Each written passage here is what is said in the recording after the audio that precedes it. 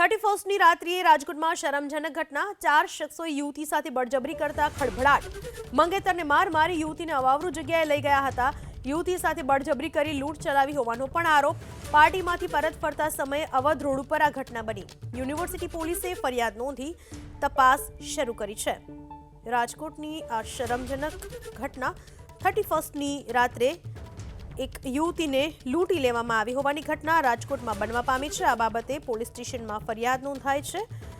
Awadh road ઉપર આ ઘટના બની છે। 4 શખ્સોએ યુવતી સાથે બળજબરી કરી માર મારી યુવતીને અવાવરૂ જગ્યાએ લઈ ગયા અને બાદમાં લૂંટ ચલાવી।